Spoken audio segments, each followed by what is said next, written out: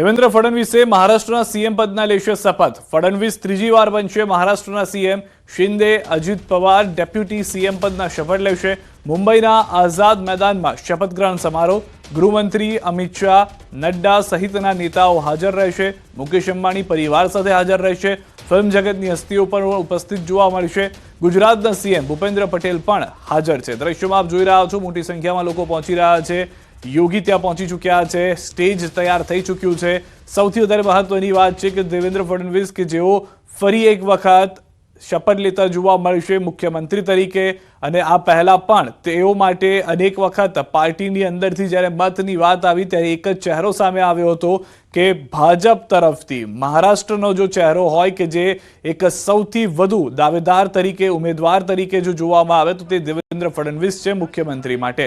જ્યારે શિંદે અને અજીત પવાર કે જેઓ સહયોગી દળના હોવાથી તેઓને પણ ડેપ્યુટી સીએમ આપવામાં આવશે પદ, જેની સાથે જ અન્ય દિગ્ગજ નેતાઓ પણ ત્યાં ઉપસ્થિત રહ્યા છે। સૌથી વધારે મહત્વની વાત મંત્રાલયને છે, તો મંત્રાલયનો નિર્ણય પણ ટૂંક સમયમાં કરવામાં આવશે તેવું ગઈકાલની પ્રેસ કોન્ફરન્સમાં કહેવામાં આવ્યું છે। ફડણવીસ મહારાષ્ટ્રના સીએમ પદના શપથ લેતા ત્રીજી વખત તેઓ સીએમ બનશે। આ પહેલા 2014થી 2019નો કાર્યકાળ તેઓએ પૂર્ણ કર્યો હતો। ત્યારબાદ 2019માં 5 જ દિવસ માટે તેઓ સીએમ રહી શક્યા હતા, અને ત્યારબાદ જે તોડજોડ થતું રહ્યું તેમાં વારંવાર અલગ અલગ સરકાર બનતી રહી, પરંતુ તેઓ ડેપ્યુટી સીએમથી આગળ સીએમ પદના શપથ લેતા ન જોવા મળ્યા। પરંતુ જ્યારે ચૂંટણીની જાહેરાત થઈ હતી, લોકો મતદાન કરી રહ્યા હતા, ત્યારે પણ શિંદે તરફથી સ્પષ્ટ કરવામાં આવ્યું હતું કે હું ખુદ સીએમ રેસમાં નથી। જે પણ નિર્ણય ત્રણેય પાર્ટી ભેગા થઈને લેશે તે માન્ય રહેશે, અને તે માટે જ જ્યારે પણ નિર્ણય કરવામાં આવ્યો તો દેવેન્દ્ર ફડણવીસને સીએમ તરીકે પોતાના પાર્ટીના અથવા તો સાથે સંગઠન સાથે જોડાયેલા લોકોએ પણ તેઓને મત આપ્યો। હાલમાં આપ જોઈ રહ્યા છો ફિલ્મી જગતની હસ્તીઓ જે છે તે પહોંચી રહી છે। અંબાણી પરિવાર પણ ત્યાં ઉપસ્થિત જોવા મળી રહ્યો છે। શાહરૂખ ખાન પણ ત્યાં પહોંચ્યા છે। તો ફિલ્મી જગતની હસ્તીઓ સાથે અને ખાસ કરીને ગુજરાતના મુખ્યમંત્રી ભૂપેન્દ્રભાઈ પટેલ ત્યાં ઉપસ્થિત છે। યોગી ઉપસ્થિત જોવા મળી રહ્યા છે ત્યાં આગળ। તેની સાથે ગૃહમંત્રી અમિત શાહ, જેપી નડ્ડા સહિતના અનેક લોકો ઉપસ્થિતની હાલમાં કાર્યક્રમમાં છે। હાલ રોકાઈશું એક વિરામ માટે। આપ જોડાયા રહો ગુજરાતની number 1 news channel news 18 Gujarati સાથે।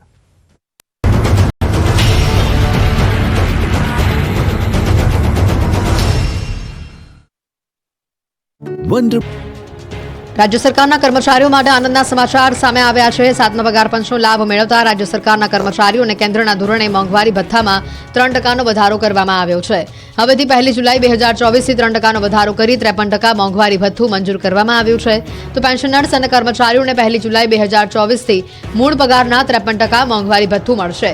રાજ્ય સેવાના અને પંચાયત સેવા તથા અન્ય મળીને 4.45 લાખ કર્મચારીઓ અને 4.63 લાખ પેન્શનર્સને લાભ મળશે। રાજ્ય સરકાર અને પંચાયતના કર્મચારીઓને જુલાઈ 2024થી નવેમ્બર 2024 સુધીના મળવાપાત્ર મોંઘવારી ભથ્થાના પગાર તફાવતની રકમ ડિસેમ્બરના પગારની સાથે રોકડમાં ચૂકવવાની રહેશે। ગુજરાતમાં શિયાળો જામી તો ગયો છે, પરંતુ હજુ જોઈએ એવી ઠંડી પડતી નથી। અમુક શહેરોને બાદ કરતા તાપમાન 15 ડિગ્રીથી નીચે પણ નથી ગયું। 2 દિવસથી તો લોકોને શિયાળો ગાયબ થઈ ગયો હોય તેવો અહેસાસ થઈ રહ્યો છે। તાપમાન ફરી ઊંચકાઈને 18 ડિગ્રી આસપાસ પહોંચી ગયું છે, પરંતુ ફરી એકવાર ઠંડીનું ટોર્ચર સહન કરવા તૈયાર થઈ જજો। કાતિલ ઠંડીનો રાઉન્ડ આવી રહ્યો છે। હવામાન વિભાગની આગાહી મુજબ આગામી 3 દિવસ વાતાવરણ સ્થિર રહેશે। બાદમાં 3 દિવસ બાદ ઠંડીનું જોર વધશે। 3 દિવસ બાદથી રાજ્યના તમામ જિલ્લાઓમાં 2 થી 4 ડિગ્રી સેલ્સિયસ તાપમાનમાં ઘટાડો થઈ શકે છે। એટલે ફરી એક વખત ગાત્રો થીજવતી ઠંડી ગુજરાતવાસીઓએ તૈયાર રહેવું પડશે। ગુજરાત ઉપર આવતા પવનો હાલમાં ઉત્તર પૂર્વ અને પૂર્વ દિશા તરફથી આવી રહ્યા છે। તથા તાજેતરમાં જ તમિલનાડુમાં ટેંગલ વાવાઝોડાએ જે તારાજી સર્જી હતી તેના ભેજ હજુ પણ ઉત્તર પૂર્વ અને પૂર્વ દિશા તરફથી ગુજરાત સુધી આવી રહ્યા છે। તેથી તાપમાનમાં વધારો થયો છે, પરંતુ આગામી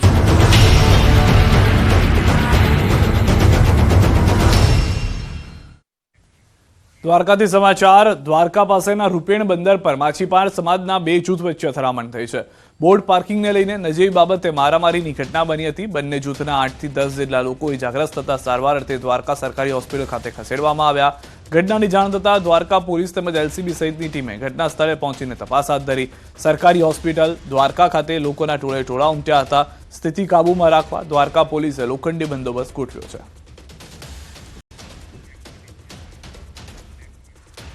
આ તરફ ભાવનગરમાં ફર્નિચરની દુકાનમાં થઈ ગઈ છે મારામારી। ગત મોડી રાત્રે દિવાનપરામાં આવેલ ફર્નિચરની દુકાનમાં ગ્રાહક અને દુકાન માલિક વચ્ચે મારામારી થઈ હતી. મહત્વનું છે કે ફર્નિચર બદલાવા બાબતે બોલાચાલી બાદ મામલો મારામારી સુધી પહોંચ્યો હતો. ગ્રાહક મયુરસિંહ સહિત બીજા અન્ય ઇસમો દ્વારા દુકાન માલિક ઉપર હુમલો કરાયાનો આક્ષેપ વેપારીએ કર્યો છે. સમગ્ર બનાવના સીસીટીવી ફૂટેજ પણ જોવા મળ્યા છે. બનાવને લઈને ઇજાગ્રસ્તને હોસ્પિટલ ખસેડાયા છે. બનાવ અંગે પોલીસે ફરિયાદ નોંધી તપાસ હાથ ધરી છે. કાલે એક ગ્રાહક આવ્યું, એને પલંગ બદલાવો તો પલંગ બદલાવી દીધો, તો જેમ ભાવે એમ ગાળો બોલતા હતા. પછી એમનું ગાડલું એક દી મોડું થાય એમ હતું તો એને મારામારી ચાલુ કરી ને મારા નાના ભાઈને માર્યો, કબાટ વાળી નાખ્યો અને જેમ ભાવે એમ ગાળો દીધી. લોકો 6 જણા આવ્યા હતા, એમાંથી મારવામાં 2 જણા હતા. શું નામ છે? મયુરસિંહ જાડેજા ને એના ભાઈ, એનું નામ નથી આવડતું. સુરેન્દ્રનગર સાણંદના ઉદ્યોગપતિને તાંત્રિક વિધિના નામે મોતને ઘાટ ઉતારી લૂંટ કરવાનો પ્લાન બનાવનાર તાંત્રિકને પોલીસે ઝડપી લીધો છે. વઢવાણના તાંત્રિક ભુવાને લઈને સાણંદ પોલીસે વઢવાણમાં તપાસ હાથ ધરી. 1ના 4 ગણા કરવાની લાલચ આપી તાંત્રિક ભુવા નવલસિંહ ચાવડાએ કારસો રચ્યો હતો. સાણંદ પોલીસે તાંત્રિક ભુવા નવલસિંહને સાથે રાખી વઢવાણ ખાતે આવેલા તેના ઘર અને માતાજીના મઢમાં ઝીણવટભરી તપાસ હાથ ધરી હતી. અગાઉ સુરેન્દ્રનગરનો એક પરિવાર આ જ ભુવાની તાંત્રિક વિધિનો ભોગ બન્યા બાદ પરિવારે સામૂહિક આત્મહત્યા કરી હતી. ભુવાના ઘરમાં તપાસ માટે પોલીસ લાવતા લોકોના ટોળા વળ્યા હતા. સાણંદના એક ઉદ્યોગપતિને 1ના 4 ગણા રૂપિયા આપવાની લાલચ આપી અને જે વેપારી છે એને પાસેથી મોટી રકમ પડાવી અને વેપારીને મોતને ઘાટ ઉતારવાનો જે પ્લાન બનાવ્યો હતો એ પ્લાનના માસ્ટર માઇન્ડ એવા વઢવાણના જે નવલસિંહ ચાવડા કરી જે ભુવા છે, ભુવાની સાણંદ પોલીસ દ્વારા ધરપકડ કરવામાં આવી છે. આ મામલે જે સાણંદની જે પોલીસ છે, પોલીસ દ્વારા તપાસનો ધમધમાટ શરૂ કરવામાં આવ્યો છે. જે પોલીસની ટીમ છે એ ટીમ દ્વારા હાલ વઢવાણ ખાતે જે ભુવાનું ઘર આવેલું છે નવલસિંહ ચાવડાનું, તે ઘરમાં હાલ તપાસનો જે ચક્રો છે ગતિમાન કરવામાં આવ્યો છે. સ્થળ ઉપરથી વધુ કોઈ વિગતો કે વધુ કોઈ પુરાવો મળે તે મામલે પોલીસ દ્વારા હાલ તપાસનો ધમધમાટ શરૂ કરવામાં આવ્યો છે. અગાઉ પણ આ નવલસિંહ ચાવડા દ્વારા અન્ય વ્યક્તિઓને પણ આ મામલે ભોગ બનાવ્યા હોવાની પણ આશંકા વ્યક્ત કરવામાં આવી રહી છે. ત્યારે સમગ્ર મામલે હાલ પોલીસ દ્વારા જે ભુવાનું ઘર છે, ભુવાના ઘરમાં ઝીણવટભરી તપાસ હાથ ધરવામાં આવી છે અને તપાસ બાદ જ સાચો ખ્યાલ આવશે કે અન્ય કોઈ વ્યક્તિઓ આ ભુવાનો ભોગ બનેલા છે કે કેમ અને આ સ્થળ ઉપરથી કોઈ પુરાવા મળ્યા છે કે કેમ. અક્ષય જોશી, ન્યૂઝ 18 ગુજરાતી, વઢવાણ. અમરેલી જિલ્લામાં કોંગ્રેસ આકરા પાણીએ જોવા મળી રહી છે. રાજ્ય સરકારે અતિવૃષ્ટિમાં ખેડૂતો માટે પાક નુકસાનીમાં સહાયની જાહેરાત કરી હતી, પરંતુ સહાય પેકેજમાં અમરેલી જિલ્લાને બાકાત રખાતા રાજુલામાં કોંગ્રેસ દ્વારા ધરણા યોજી વિરોધ પ્રદર્શન યોજ્યું હતું. ખેડૂતોને અતિવૃષ્ટિમાં દેવા માફી, ખાંભામાં ઇકોઝોનનો પ્રશ્ન સહિત વિવિધ મુદ્દાઓ સાથે સત્તા પક્ષ સામે વિરોધ નોંધાવ્યો. આ વિરોધ પ્રદર્શનમાં પ્રતાપ દુધાત, પૂર્વ સાંસદ વીરજી ઠુમ્મર સહિતના કોંગ્રેસના આગેવાનો હાજર રહ્યા. મહત્વનું છે કે આગામી દિવસોમાં અમરેલી જિલ્લામાં 4 નગરપાલિકાની ચૂંટણીઓ આવી રહી છે. ત્યારે અમરેલીની તમામ નગરપાલિકામાં ભાજપનું શાસન છે, જેથી કોંગ્રેસ ચૂંટણીમાં પોતાની જગ્યા બનાવવા માટે પ્રયાસ કરી રહ્યો હોવાનું રાજકીય નિષ્ણાંતો જણાવી રહ્યા છે. રાજુલા જાફરાબાદના આ વિસ્તારના ખેડૂતો માટે અતિવૃષ્ટિમાં સહાય પેકેજ નહીં પણ દેવા માફી અને ઇકોઝોનની અંદર ખાંભા તાલુકાના ગામડાઓનો ખોટી રીતે જે સમાવેશ કરવામાં આવ્યો છે એને નાબૂદ કરવાની વાત સાથે આજે કોંગ્રેસ પરિવાર, રાજુલા કોંગ્રેસ પરિવાર, જાફરાબાદ કોંગ્રેસ પરિવારના પ્રમુખો અને આગેવાનો સાથે મોટી સંખ્યામાં ખેડૂતો આજે ધરણા પર બેઠા છે. રાજુલા આજે આંદોલન ચાલી રહ્યું છે, ઉપવાસ આંદોલન ચાલી રહ્યું છે. 1 દિવસ માટે ઉપવાસ કરીને આજે અમે આવેદનપત્ર આપીએ છીએ. રાજુલાના, જાફરાબાદના, ખાંભા તાલુકાના ખેડૂતો ઇકોઝોનમાં પણ મુશ્કેલીમાં મુકાયા છે. સાબરકાંઠા અરવલ્લી જિલ્લાના અલગ અલગ પ્રાથમિક શાળાઓના શિક્ષકોનું રોકાણ બીઝેડ ગ્રુપમાં થયું છે. આ મુદ્દે શિક્ષકોએ એજન્ટની ભૂમિકા ભજવી રોકાણ કરાવ્યું હતું તેવું સામે આવ્યું છે. સમગ્ર મામલે સીઆઈડી ક્રાઇમે તપાસ આદરી છે. ત્યારે આ દરમિયાન અલગ અલગ ખુલાસાઓ જોવા મળી રહ્યા છે, જેમાં ગ્રુપ દ્વારા શિક્ષકોને બાલીનો પ્રવાસ કરાવવાનો એક વિડીયો પણ સોશિયલ મીડિયા પર વાયરલ થતા સમગ્ર મામલે હવે સમગ્ર જિલ્લા શિક્ષણ અધિકારી દ્વારા તપાસ આરંભી દેવામાં આવી છે. શિક્ષિકા દ્વારા સરકારના પ્રવર્તમાન નિયમો અનુસાર તેઓએ પ્રવાસ કર્યો તે અગાઉ શિક્ષણ વિભાગની મંજૂરી મેળવી હતી કે નહીં તે બાબતે તપાસ હાથ ધરી દેવાઈ છે. મિત્રો, આપના માધ્યમથી હાલ જ મને જાણ મળી છે કે વિભાબેન કરીને કંઈક બેન આ વિડીયો કંઈક ફરે છે. વિડીયો જે મારે જોવામાં નથી આવ્યો એ સરકારશ્રીની એટલે કે અહીં જિલ્લા શિક્ષણ સમિતિની પરમિશન લઈને ગયા હતા કે નહીં એ બાબતે યોગ્ય તપાસ કરાવીશું. છોટાઉદેપુરની મોન્ટેસરી શાળાના શિક્ષક કથિત રીતે લાપતા બનતા ગ્રામજનોમાં રોષ ફાટી નીકળ્યો છે. બપોરે 1 વાગ્યા સુધી શિક્ષક શાળાએ ન પહોંચતા વાલીઓએ વિદ્યાર્થીઓ સાથે શાળાનો વિડીયો વાયરલ કર્યો. મહત્વનું છે કે અવારનવાર મોન્ટેસરી શાળાના શિક્ષક અને ફરિયાદો થવા છતાં જિલ્લા તાલુકા શિક્ષણ તંત્ર માત્ર નોટિસ આપીને સંતોષ માને છે. શિક્ષકો ગેરહાજર રહેતા આદિવાસી સમાજના બાળકોના શિક્ષણ પર અસર થવાની વિડીયોમાં વાત કરાઈ છે.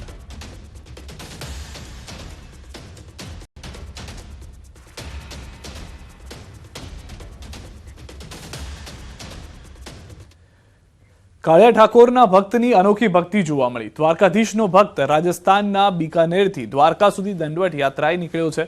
લગભગ 1300 કિલોમીટર દંડવત કરી દ્વારકા પહોંચશે. ભક્ત દંડવત બીકાનેરથી 19 ફેબ્રુઆરીના રોજ યાત્રાએ નીકળ્યો છે. રાજસ્થાનના બીકાનેરથી દ્વારકા જગત મંદિર સુધી દંડવત યાત્રા કરી પહોંચશે.